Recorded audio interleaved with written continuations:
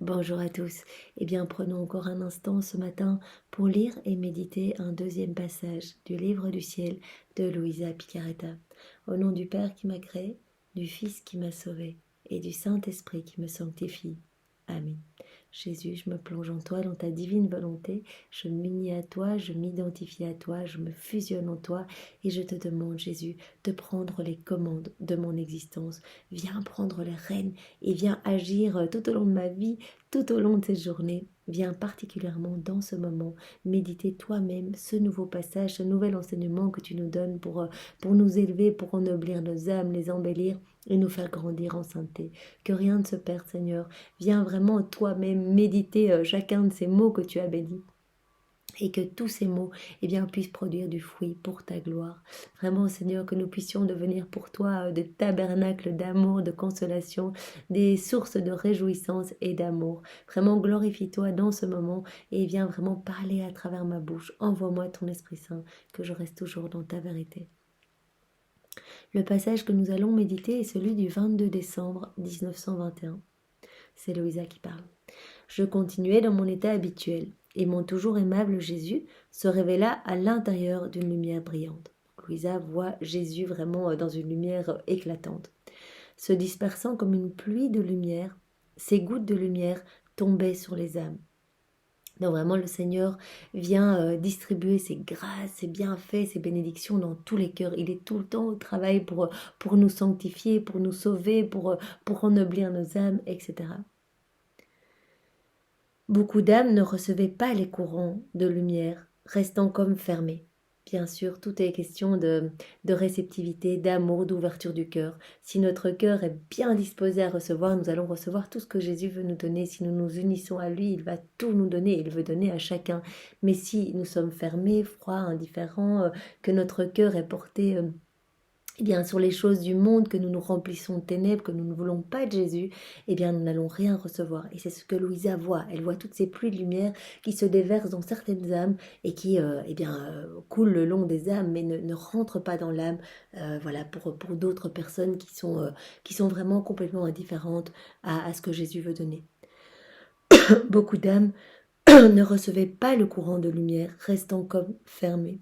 Ce courant circulait où il trouvait des âmes disposées à le recevoir. Donc c'est vraiment ça.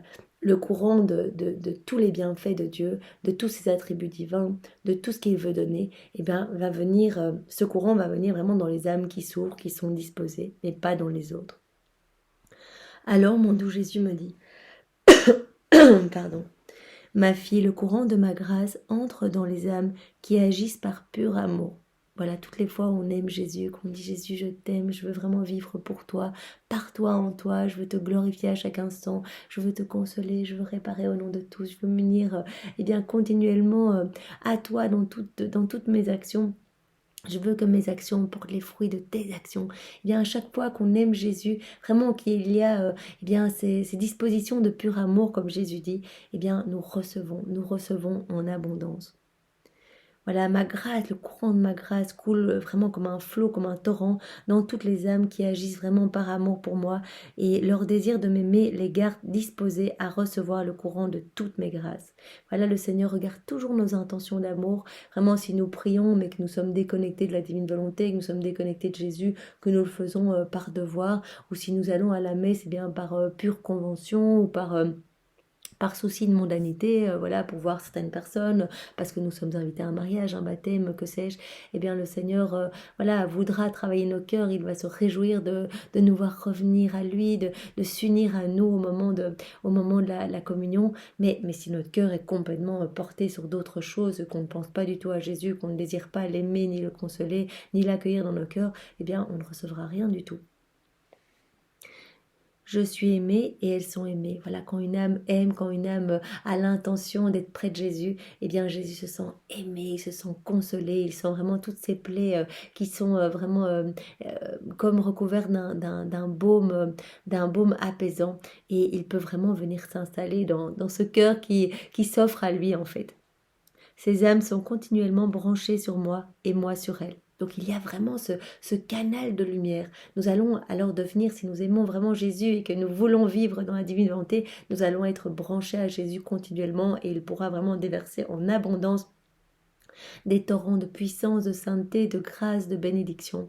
Et vraiment, après, notre âme va vraiment s'en regorger et tout ce qui va déborder, eh bien, nous allons pouvoir le réoffrir au nom de tous, avec tout je t'aime en prime, vraiment pour rétablir cet équilibre entre la terre et le ciel. Non, Jésus prend l'exemple, au contraire, les âmes qui agissent pour des motifs humains me sont fermées. Voilà, toutes les âmes qui veulent agir dans leur volonté propre, qui ne veulent pas de Dieu, qui agissent en fait eh bien, selon les valeurs du monde, puisque vraiment agir avec Jésus, ça allait un petit peu à contre-courant. Eh bien, si nous choisissons la voie ici de la reconnaissance humaine, voilà, avoir un beau travail, essayer de gagner beaucoup d'argent, partir en voyage, avoir des amis, voilà, les choses du monde, eh bien malheureusement c'est comme si ce canal de grâce et de bénédiction, eh bien nous le fermions. En fait, c'est comme si, comme Jésus avait utilisé cet exemple dans un autre passage, c'est comme si ces canaux étaient obstrués. En fait, on mettait de la terre, on mettait de la boue, on ne voulait pas recevoir en fait, parce que cela dépend de nous. Le Seigneur veut donner à chacun de nous puisqu'il nous aime chacun autant que tous les autres réunis. Ces âmes qui ne veulent pas de moi n'acceptent et ne reçoivent de courant que de ce qui est humain. Voilà, de par leur intention, elles bouchent eh bien, ces canaux de grâce et elles vont se connecter, elles vont se brancher à d'autres canaux purement humains. Celles qui agissent dans une intention de péché vont recevoir un courant de culpabilité. Voilà, elles vont se brancher à des choses ténébreuses et donc vont recevoir tous les poisons attachés à ces péchés. Celles qui agissent dans un but diabolique vont recevoir le courant de l'enfer. Donc elles vont se connecter alors aux forces du mal, etc. Donc vraiment, le Seigneur veut se câbler à chacun de nous puisque vraiment, voilà, initialement prévu au sortir des mains du Créateur, nous étions tous connectés. Donc nous avons tous ces canaux, nous sommes tous branchés eh bien, la Trinité.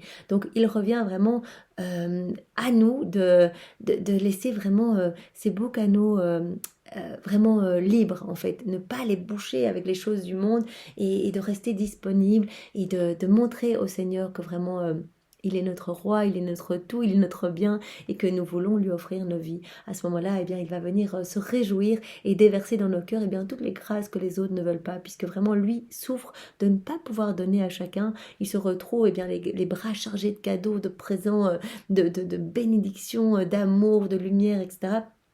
Et toutes les âmes qui n'en veulent pas, eh bien, il suffoque de ne pas pouvoir donner son amour. Et donc, il va distribuer, eh bien, dans les âmes qui l'aiment et qui veulent recevoir. Il suffit de dire, Jésus, je veux recevoir, donne-moi tout ce que les autres ne veulent pas, je prendrai tout et je te rendrai tout avec mes je t'aime au nom de tout, Seigneur. Comme ça, vraiment, il y aura cette belle réciprocité d'amour entre toi et les hommes, puisqu'on va agir vraiment au nom de tous. L'intention motivant les actes de l'homme le transforme en beauté ou en laideur. Donc c'est vraiment le Seigneur va regarder l'intention de notre cœur et si on veut l'aimer, et bien même si on n'y arrive pas, si on n'arrive pas à prier, etc. Peu importe, en fait c'est vraiment l'intention. Le Seigneur viendra combler si nos prières sont un petit peu distraites, mais qu'on a vraiment cette intention de nous unir à Jésus, bien le Seigneur refera à notre place, puisque vraiment le Seigneur refait tout dans sa divine volonté. Il suffit qu'on dise voilà Seigneur, je t'aime, je t'offre ma journée, je t'offre ma vie, je t'offre mes mains, mes pieds, mes regards, ma bouche, mes respirations, je t'offre tout. Prends-moi vraiment et fais de moi eh bien, une extension de ton humanité, viens prolonger ta vie en moi, viens distribuer tout ce que tu as fait, tout ce que tu as gagné, tous les fruits de toutes tes souffrances, de ta passion, de toutes tes humiliations, les humiliations de ta maman, viens les redistribuer à travers mon humanité. Il va regarder notre intention d'amour. C'est pour cela que la prière préalable le matin est terriblement importante et toutes les prières que nous faisons avant chacune des méditations, eh bien c'est très important. Cela peut paraître voilà un petit peu répétitif, mais le Seigneur vraiment voit notre intention d'amour, il l'entend et il dit ah eh bien ces âmes-là, elles veulent vraiment que ce soit moi qui vienne méditer en elles. Donc je vais déverser dans leur intelligence, dans leur cœur toute ma sagesse, mon intelligence à moi, je vais ouvrir leur cœur, elles vont comprendre chacun des mots, elles vont mettre en pratique, je vais leur déverser ma lumière, mon Esprit Saint puisque ces âmes me le demandent continuellement, il y a cette constance, donc je vais vraiment venir m'installer. Vraiment, le Seigneur regarde cette intention, et il dit, eh bien, de par l'intention motivant nos actes, eh bien, on peut choisir de transformer notre cœur en véritable beauté, vraiment la beauté même du ciel, puisque le Seigneur a promis vraiment d'orner notre âme de tous les joyaux du ciel, des étoiles, vraiment de autant de soleil que d'actes faits en union avec Jésus. Donc notre âme va vraiment devenir magnifique, éblouissante et irradiée de la lumière même de Dieu, ou alors on va choisir de se déconnecter de Jésus, d'agir dans notre volonté propre, et on va choisir les ténèbres. Et à ce moment-là, Jésus dit, eh bien, voilà, l'intention qui motive les actes des hommes, eh bien, cette intention va transformer soit l'âme en magnifique splendeur, ou alors en laideur absolue, vraiment en ténèbres, en noirceur, en puanteur, vraiment, le Seigneur parle vraiment de détritus. Dans les 24 heures de la Passion, quand il a accepté d'être plongé dans les égouts de la ville, eh bien, il a accepté cela pour nous dégager de cette puanteur vraiment que l'on crée dans notre âme avec nos péchés. Toutes les fois, on se déconnecte de la divine volonté. C'est vraiment des détritus, vraiment des ordures, comme des égouts dans notre âme. La puanteur, la laideur, l'obscurité, la noirceur, tout ce qui paralyse Jésus, qui l'empêche d'agir. Donc vraiment, on a le choix. C'est notre intention qui va déterminer la beauté de notre âme ou la laideur de notre âme. Voilà, il dit l'âme peut vraiment décider par son intention de faire de son âme quelque chose vraiment de laid, de noir, ou alors quelque chose de saint. Voilà. Les motifs des actions de l'homme se répercutent sur lui-même. Donc cela va vraiment se répercuter dans son cœur et dans toutes ses actions, dans ses paroles. Voilà, si on s'unit à Jésus, eh bien nos paroles vont devenir lumière, nos regards vont devenir lumière, nos actions vont être divinisées par sa présence, tout va être marqué vraiment teinté de cette touche divine magnifique, puisque c'est Jésus qui va agir réellement en nous. Mais si on choisit d'agir seul, eh bien malheureusement, eh bien toutes nos actions vont vraiment eh bien, émettre la puanteur de notre âme, quoi. Mon courant n'entre pas en tous, puisqu'il est rejeté par ceux qui me sont fermés. Il se dispense avec encore plus de force et d'abondance sur les âmes ouvertes. Donc Jésus le répète à nouveau, puisqu'il ne peut pas rentrer dans tous les cœurs, qu'il y a des canaux qui sont obstrués, voilà, toutes les âmes qui ne veulent pas de Jésus, eh bien hop, elles bouchent ces canaux de grâce, et Jésus donc va déverser, donc il l'a dit dans un autre passage, c'est très beau, voilà, je donnerai les grâces. Une personne qui s'ouvre à moi, eh bien, je lui donnerai les grâces de 100, de 1000, de 10 000, d'un pays entier. Voilà, il suffit de s'ouvrir à moi. Et moi, je vais être tellement heureux de trouver une âme qui m'aime que je donnerai tout. En fait, je donnerai tout. Et s'il dit, je donnerai avec encore plus de force et d'abondance, eh bien, toutes ces grâces, toutes ces bénédictions à l'âme qui va être disposée à recevoir. Donc voilà, nous sommes ici et le Seigneur voit notre intention d'amour, voit notre volonté de l'aimer, d'offrir nos vies. Voilà, c'est un temps qu'on prend pour lui. Vraiment, c'est un temps qu'on aurait pu passer à faire autre chose. Mais vraiment, on lui montre notre amour en étant là tous les jours. Vraiment, en insistant, en demandant cette grâce de la vie dans la divine volonté. Alors, soyez sûrs que le Seigneur va venir vraiment transformer votre cœur en profondeur et vous amener vraiment à votre juste place. Vraiment, cette place d'enfant de Dieu. Il va vous ramener, il va vous prendre par la main. Et alors, il va faire de vous une merveille, en fait, sa merveille. Il va se servir de vous, de moi, pour travailler et pour aller toucher d'autres âmes. Après avoir dit cela, Jésus disparut. Il revint plus tard et ajouta, « Pourrais-tu m'expliquer pourquoi le soleil illumine la terre entière ?» Demande à Louisa, regarde le soleil, eh bien, il peut illuminer vraiment partout, vraiment ses rayons vont toucher partout et ses rayons, sa chaleur donne vie partout sur la terre. Comme il est beaucoup plus gros que la terre, il a la capacité d'englober la terre tout entière par sa lumière.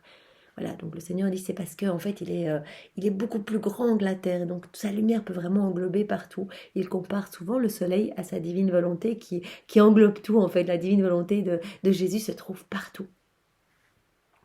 S'il était plus petit, il n'en illuminerait qu'une partie, puisque les choses plus petites sont dominées par les plus grandes. Ma volonté est la plus grande de toutes les vertus. Conséquemment, toutes les autres sont perdues devant elle.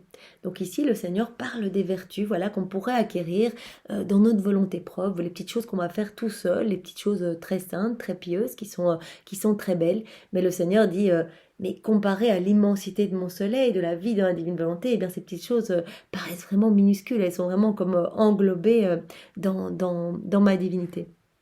Conséquemment, toutes les autres sont perdues devant elle.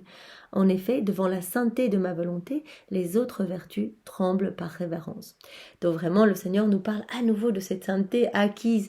Eh bien, cette sainteté que nous connaissons, voilà, les saints, la sainteté ancienne, tous ces saints que nous prions, que nous aimons, à qui nous demandons d'intercéder. Eh bien, cette sainteté acquise vraiment par l'exercice de vertu, par mortification, jeûne, prière, voilà, tous ces martyrs, etc. Eh bien, tout cela, il dit cette sainteté purement humaine, eh bien, elle est toute petite par rapport à cette sainteté acquise par la vie dans ma divine volonté. Donc le Seigneur nous en parle souvent. Il parle de cette sainteté des derniers temps, voilà, acquise par ce fiat de la sanctification. C'est pour ça que ça s'appelle le fiat de la sanctification. C'est la Pentecôte, la nouvelle Pentecôte d'amour. Le Seigneur vient vraiment nous brûler de son amour, vient vivre en nous, vient agir à partir de tout ce que nous sommes. Et il nous donne sa propre sainteté, puisque c'est lui qui agit. Il ne va pas dire, voilà, débrouillez-vous, essayez un petit peu de travailler l'exercice de vertu pour devenir meilleur, pour essayer d'acquérir cette sainteté, c'est possible.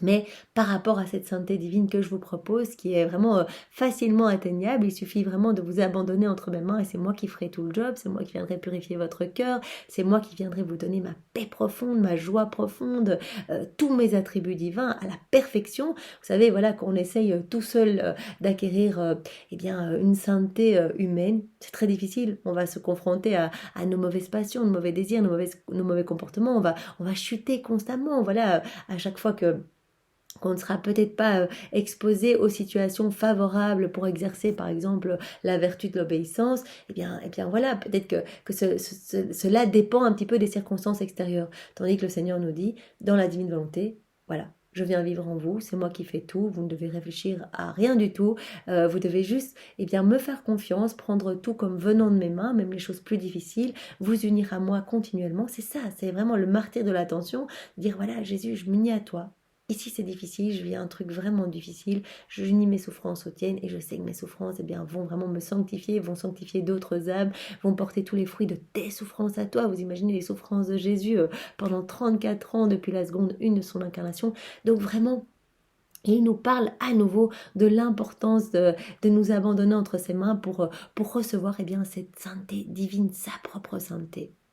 Vraiment, il dit, devant la sainteté de ma volonté, cette sainteté divine, toutes les autres saintetés, toutes les autres vertus tremblent par révérence. Donc vraiment, à côté de cette sainteté divine, les autres saintetés sont comme des petites étoiles face à cet immense soleil.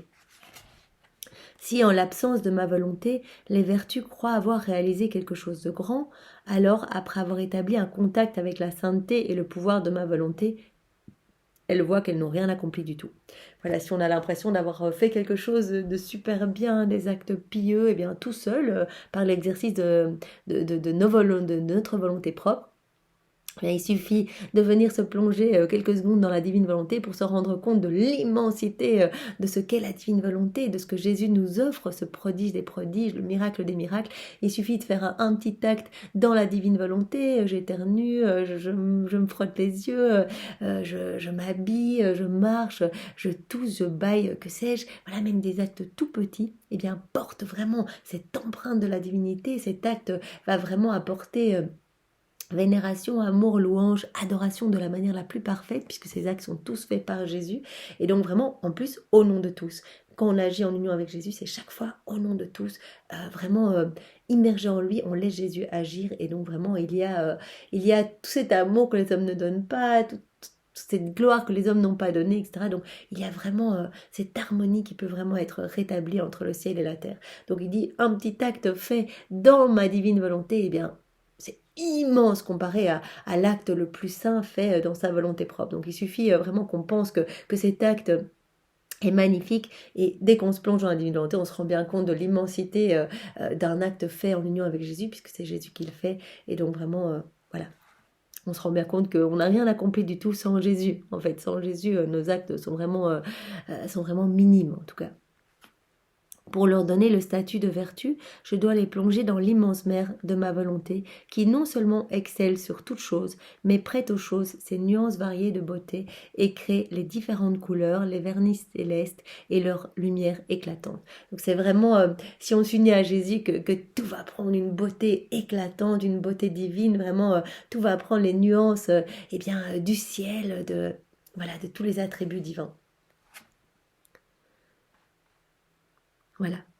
Donc les vernis célestes et leur lumière éclatante, si elles ne sont pas couvertes par ma volonté, donc on peut faire des choses très très bonnes tout seul, eh bien les vertus, quoique bonnes, donc Jésus dit c'est bien, les vertus, l'exercice de vertu, c'est une façon d'acquérir une sainteté de façon humaine, mais comme il avait pris un exemple, voilà, je crois que c'était dans le tome 11, eh bien voilà, cette sainteté acquise eh bien, au prix de l'exercice des vertus, de façon purement humaine, eh bien, c'est comme si on prenait un escalier de bois, voilà, pour arriver dans le ciel. Et lui, il nous propose l'escalier d'or. Il nous propose vraiment, eh bien, cette sainteté divine. C'est pas à comparer du tout. C'est pas à comparer.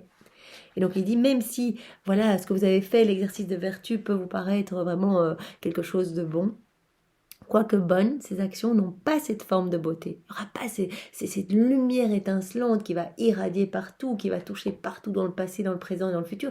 Il y a vraiment un acte créateur, un acte multiplicateur dans la divine volonté qui fait que notre action en union avec Jésus va toucher partout. Ce qu'il n'y a pas quand on le fait tout seul dans notre volonté propre. Notre acte va avoir une petite répercussion sur les personnes autour, si on veut exercer la vertu de la pauvreté, etc. Donc voilà, on va imiter Jésus. Dans sa pauvreté, on peut vraiment se dépouiller de tous nos biens, c'est vraiment bien, le Seigneur est content, cela lui fait plaisir, il va nous donner les grâces pour, etc. Mais s'il n'y a pas cette véritable union où on demande à Jésus d'agir en nous, eh bien la portée de notre action, la portée de l'exercice de nos vertus va être vraiment très limitée. Tandis que dans la divine volonté, cela touche partout, en fait, puisque c'est Jésus qui fait, ça va toucher dans le ciel, sur la terre, dans le passé, dans le futur, etc. Donc vraiment, ces actions faites seules n'ont pas cette forme de beauté qui ravit, enchante et charme le ciel et la terre. Vraiment, le ciel et la terre sont ébranlés quand on fait un acte dans la divine volonté. C'est ça qu'il faut vraiment comprendre et c'est très important de se dire que voilà, on n'a pas idée de ce qui se passe dans le spirituel, mais vraiment les saints le disent, ils sont au taquet, ils sont hyper heureux dès qu'il y a un acte fait dans la divine volonté. C'est comme s'il y avait de nouveau mais une pluie de lumière qui se déversait, des torrents de bénédiction. Il y a des âmes qui sont sanctifiées, il y en a d'autres qui ressentent de nouvelles inspirations, il y en a qui vont se convertir, il y en a qui vont revenir à Jésus, il y en a qui vont être sauvés de la perdition, des âmes du purgatoire qui sont libérées par paquets pour aller se jeter dans les bras de Jésus. Donc vraiment, c'est vraiment très puissant quand on laisse Jésus agir en nous.